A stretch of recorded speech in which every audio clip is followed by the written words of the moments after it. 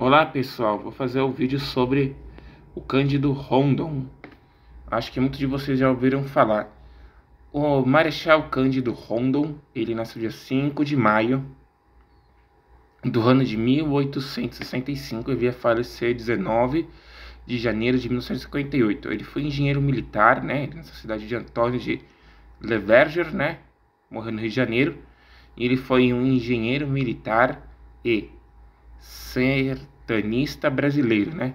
Ficou famoso por sua exploração do atual território do Mato Grosso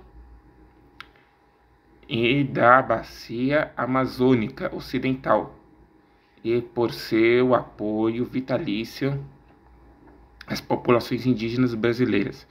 Ele foi o primeiro diretor do Serviço de Proteção à Índias, que foi criado em 1810, e ele incentivou, né, estimulou a criação do Parque Nacional do Xingu, né?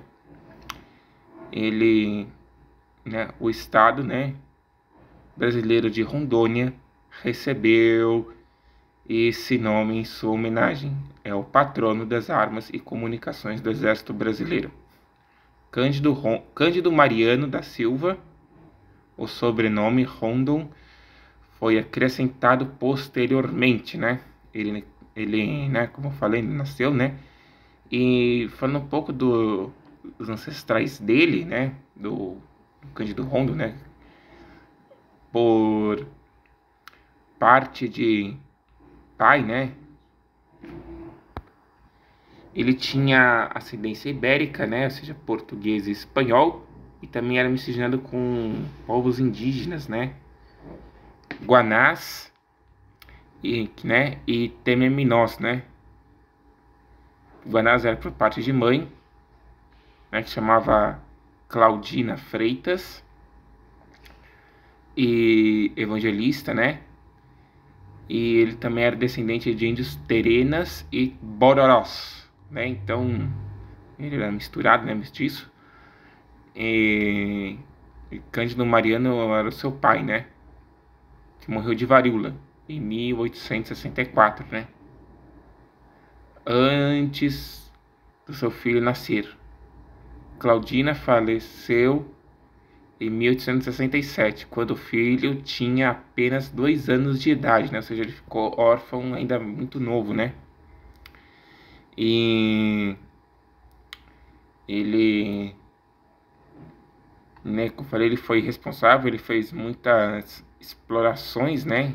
E em 1881 ele foi incorporado ao 3º Regimento de Exército de Artilharia e Cavalaria, né? Ingressou na Escola Militar no Rio de Janeiro, onde obtém o bacharelado em Ciências Físicas e Naturais. Em 1888 será o segundo tenente, né, de ideias abolicionistas e republicanas. Rondon participou diretamente com Benjamin Constant as articulações do golpe republicano que derrubou Dom Pedro II, o último imperador do Brasil, né?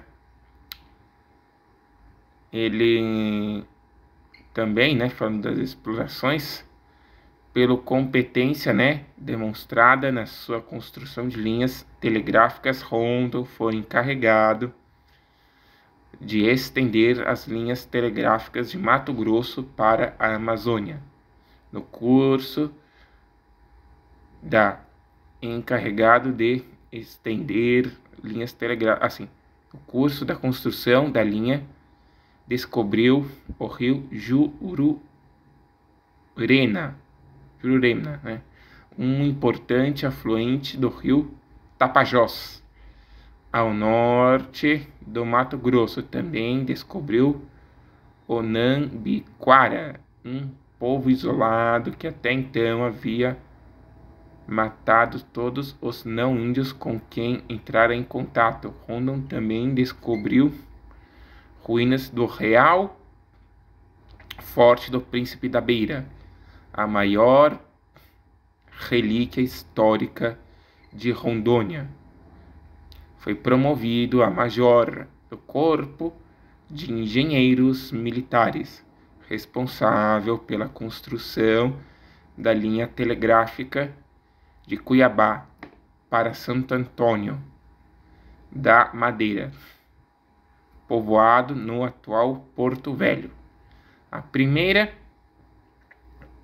a chegar até a região amazônica. Os trabalhos da chamada Comissão Rondon foram desenvolvidos de 1907 a 1915. Outra curiosidade é que o Rondon ele descobriu o Monte Roraima. Outra construção de destaque nessa época, no começo do século XX, seria a construção da madeira Mamoré, né? Que ajudou na povoação, né, do atual território de Rondônia, né? Em 1913, Rondon foi atingido por uma flecha envenenada dos índios Nambiquaras. Foi salvo pela bandoleira de couro de sua espingarda, porém ordenou aos seus comandantes que não reagissem e batessem a retirada, né? Demonstrando seu princípio de penetrar no sertão somente com a paz. Inclusive, ele tem uma frase famosa que ele fala assim, né? Morrer se preciso for, né? Matar nunca, né? Então, ele deixou quieto os índios nambiquaras atirarem nele, né?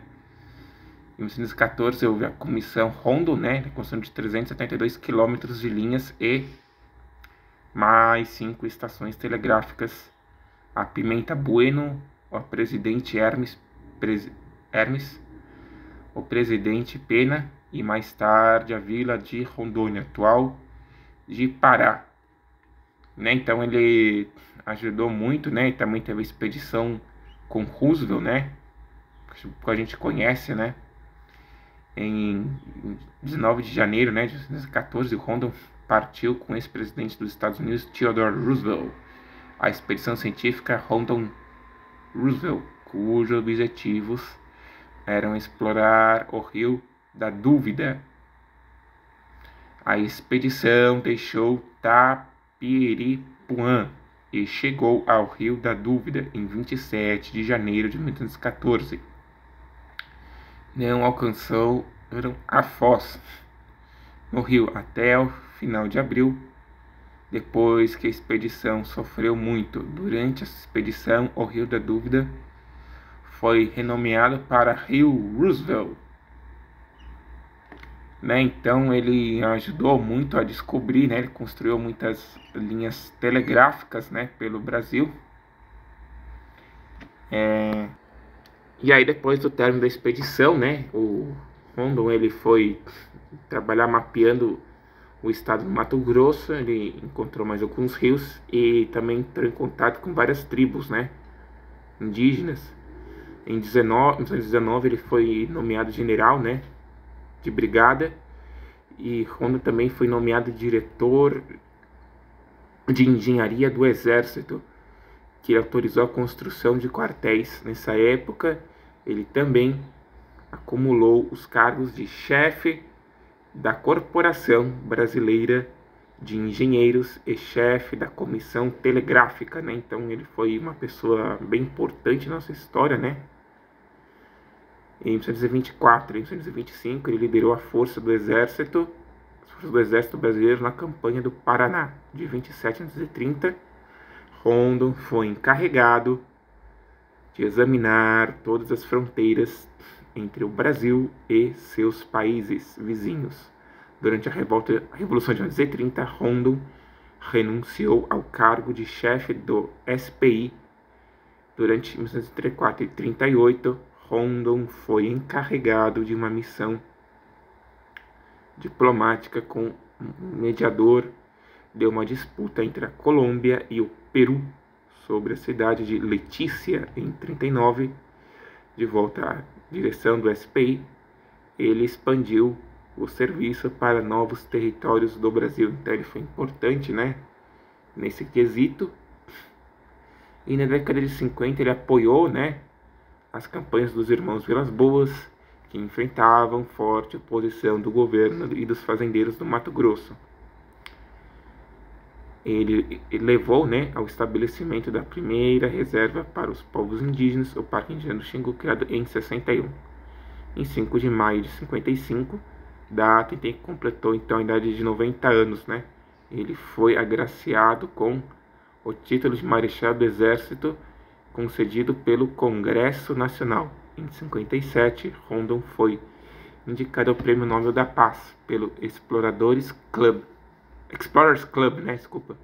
de Nova York, e faleceu então no dia 19 de janeiro de 58, aos 92 anos de idade. Seu corpo segue no cemitério de São João Batista, na cidade do Rio de Janeiro, né? Ele recebeu depois várias homenagens, né?